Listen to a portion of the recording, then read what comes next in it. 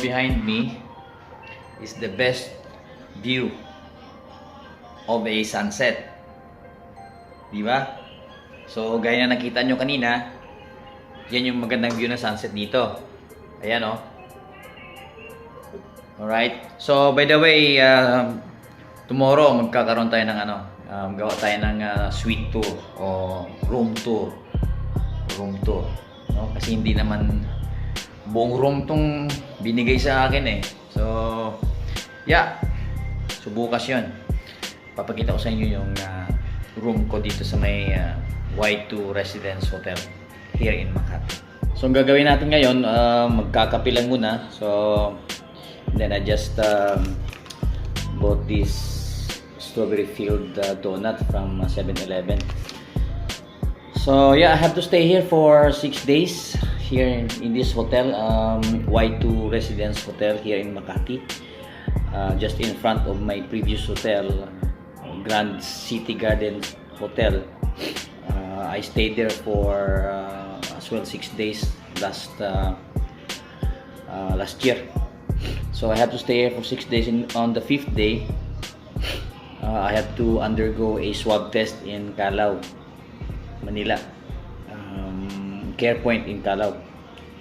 So yeah, after the result, maybe the next day, hopefully negative.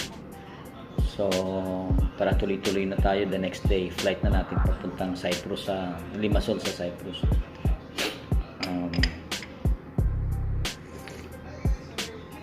Then I have to spend 4.5 months or 5 months contract.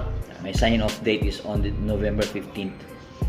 Yeah, and then hopefully wala nang ganong restrictions sa COVID para after ng 5 days na pag-uwi ko, after 5 days of quarantine here in Manila, so straight na to General Santos City, and hopefully there is no like 14 days quarantine, no home quarantine in General Santos City, because I have to process a lot of documents next vacation, like trainings, medical, and everything.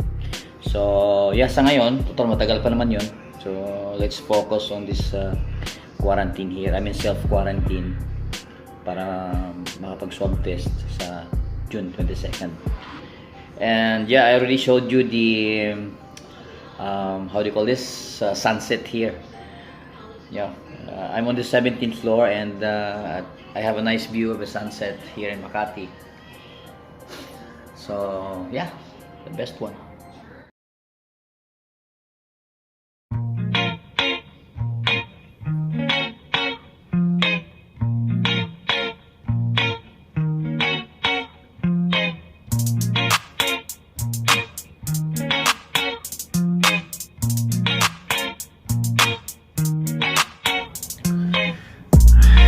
Guys, so it's June 18 now. So I'm still here in the Y2 Hotel. Yeah, I'm gonna stay here until June 23rd. It's my first morning here, and view looks so stunning, guys. Wow, look at that.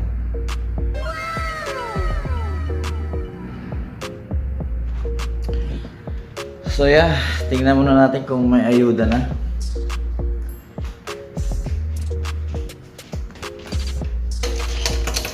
So normally they're delivering the food around 6:30 to 7 o'clock. Sometimes 7:30. Let's check.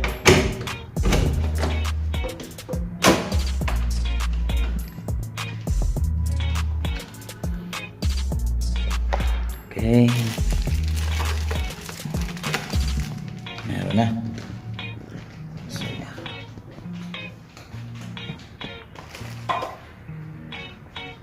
Sarado mo ating pinto.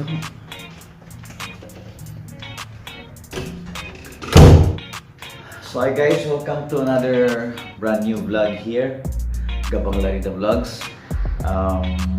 Yeah, if you're new to my channel, please click that subscribe button and hit the notification bell as well para sa future videos videos natin, ma-update kayo.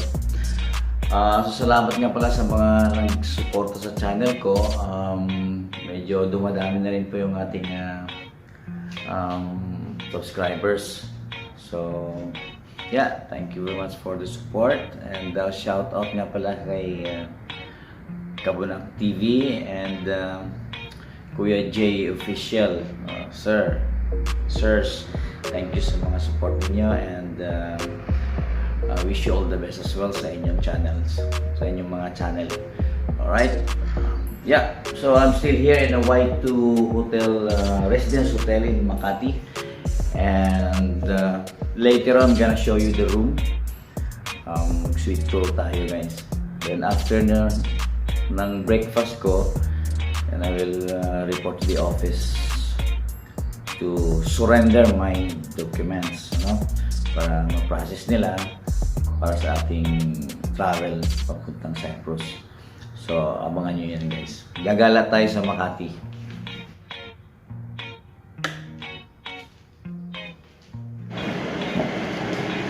So breakfast dito, ito merong sausage saka scrambled egg. Yep. Saka may sasawang suka. So ito yung breakfast ko ngayon. Then titimpla tayo ng coffee. So maraming coffee doon. Nakikita ninyo, maraming coffee. I brought a lot of coffee here as well, 3-in-1 from our store. And some noodles and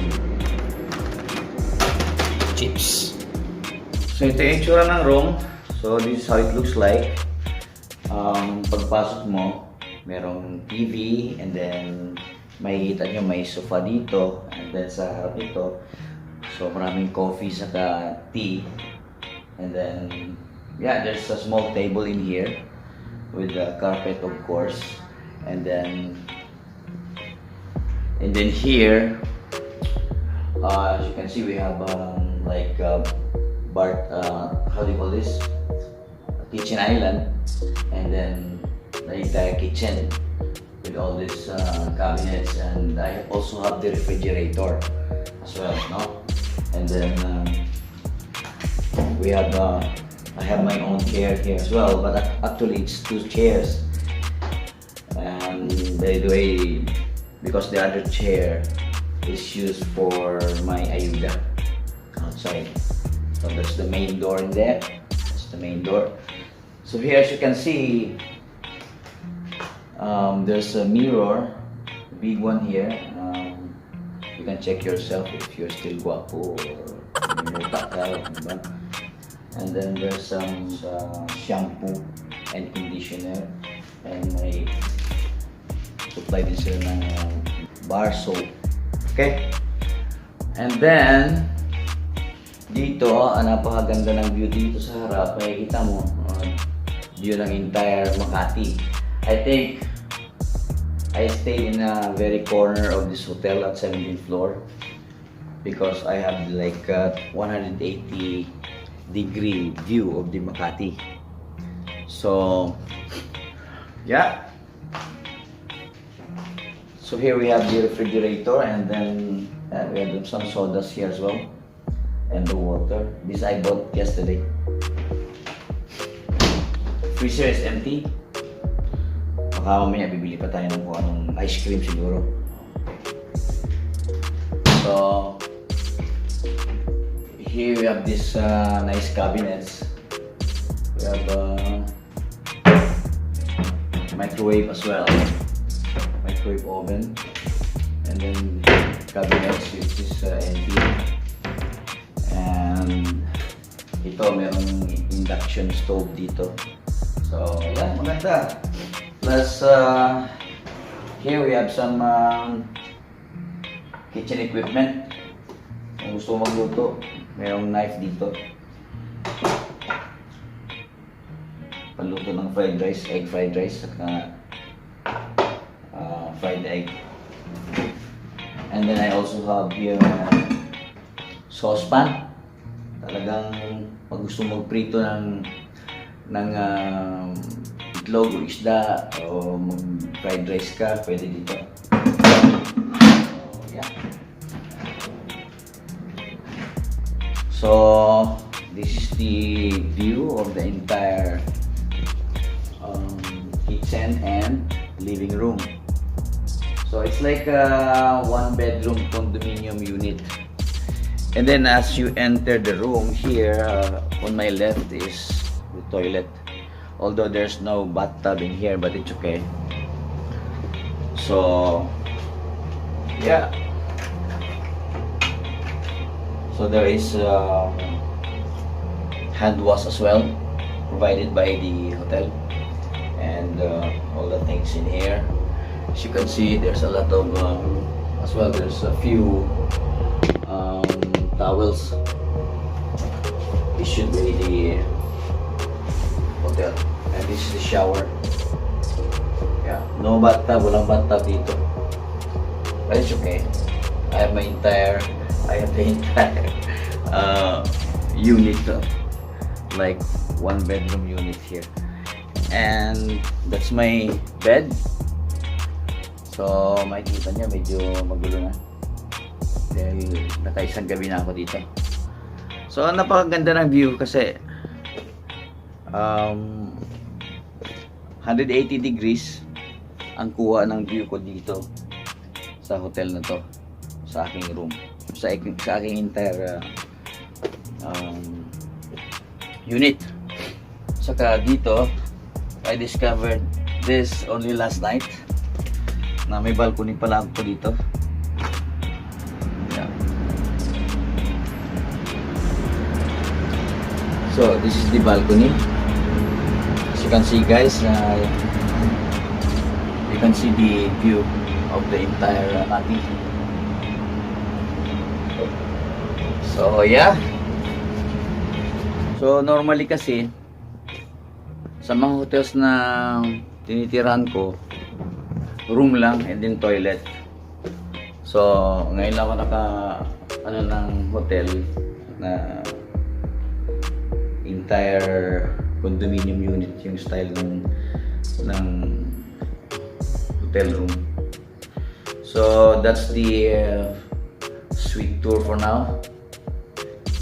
And yeah, mamaya report tayo sa opisina, and then for now I have to eat my breakfast. Here we go. So I have a coffee here, the hot dog, sausage, rice of course, and scrambled egg. So kain mo tayo guys.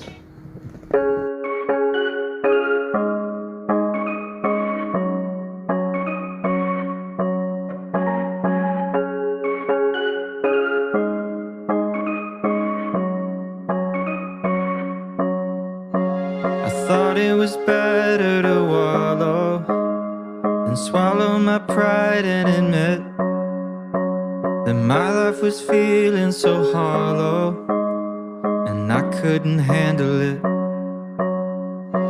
So I called a couple of friends and a caring specialist, and I talked through all of my problems till they started to shrink a bit.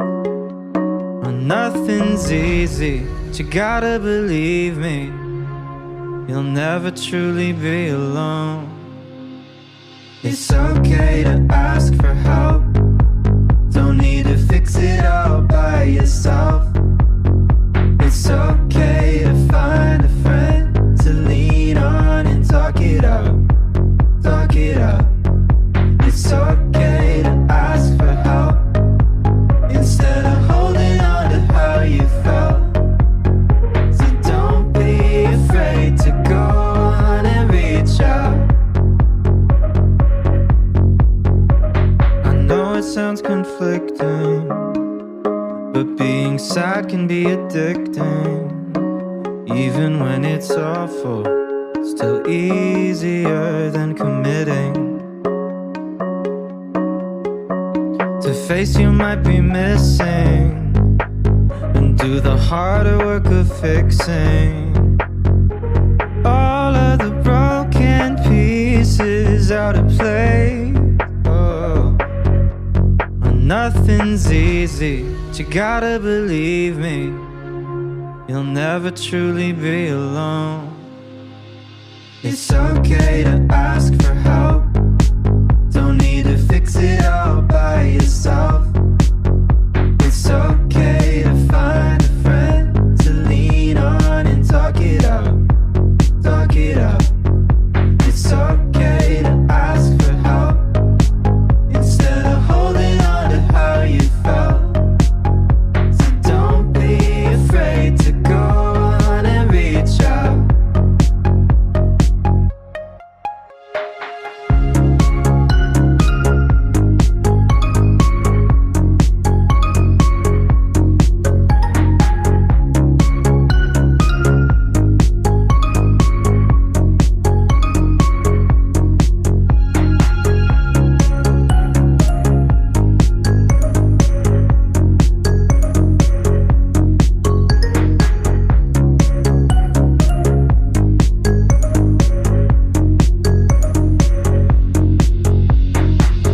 There's nothing to fear.